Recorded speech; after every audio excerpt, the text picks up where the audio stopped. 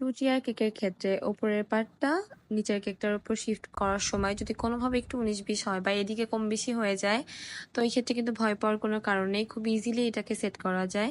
তো জাস্ট আপনারা এইভাবে একটা স্ট্র দিয়ে কেকটার মাঝখানে হচ্ছে ফার্স্টেই লাইন করে নিবেন, তাহলে আপনাদের কাজ করতে ইজি হবে।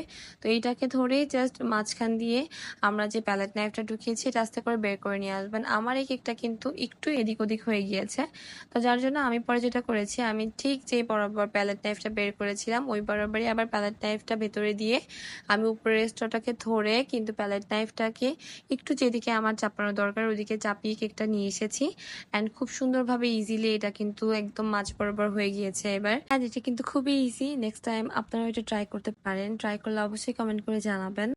তো আপনাদের কাছে কেমন লেগেছে ভিডিওটা অবশ্যই কমেন্ট করে জানাবেন। অ্যান্ড এটা 3 পাউন্ডের একটা ভ্যানিলা কেক ছিল। নিচের কেকটা 8 ইঞ্চি মোল্ডে বেক করেছি আর উপরের কেকটা 6 ইঞ্চি মোল্ডে বেক করেছি। আমাদের পেজের সাথে থাকবেন। সবাইকে আল্লাহ হাফেজ।